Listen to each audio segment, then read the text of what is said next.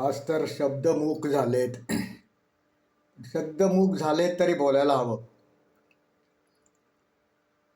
अत्यंत सुन्न करणारी अशी घटना आहे ही.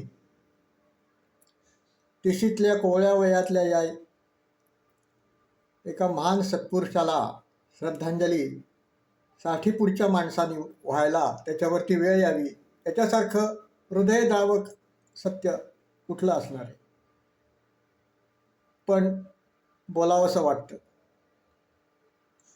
महाराज किती लवकर आपल्याला सोडून गेले ह्या सगळेच जण म्हणतायत. आणि महाराज का गेले हा सगळ्यात मोठा प्रश्न सगळ्यांना छळतोय.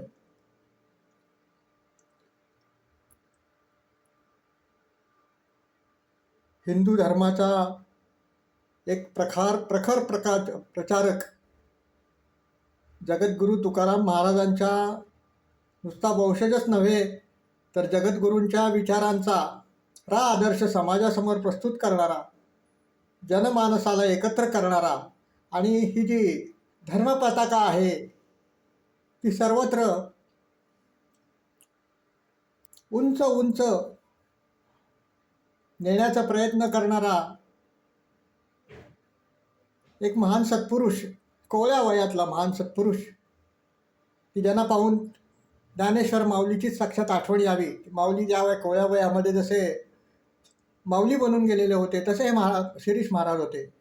अवघ्या 30-32 वयामध्ये त्यांचा असलेला व्यासंग, त्यांनी संपादन केलेले ज्ञान, त्यांचं भाषेवरती असलेले प्रभुत्व आणि त्यांची प्रखर आणि जाज्वल्य निष्ठा या धर्माप्रती, निष्ठा छत्रपती शिवाजी महाराजांच्या प्रती, निष्ठा परमपवित्र हिंदू धर्माप्रती, या सगळ्या गोष्टी महाराजांच्यामध्ये होत्या. आणि त्यासाठी त्यांनी कंबर कसली होती. या निवडणुकांमध्ये नुसतं राजकीय हिंदुत्वाचा प्रसार केला नाही, तर त्यांनी हिंदू समाजाला एकत्र करण्यासाठी, हिंदू समाजाला जे जे धोके जाणवतात त्यापासून हिंदू समाजाला सावध करण्यासाठी अखंड आणि अविरत असे प्रयत्न केले.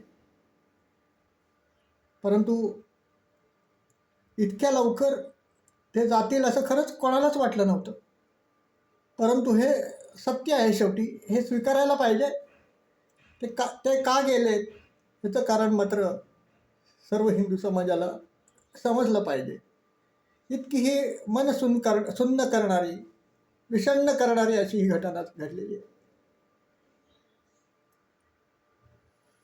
ओम पूर्णमद पूर्णमदं पूर्णात् पूर्णमुदच्यते पूर्णस्य पूर्णमादाय पूर्णमेवावशिष्यते. ओम शांती.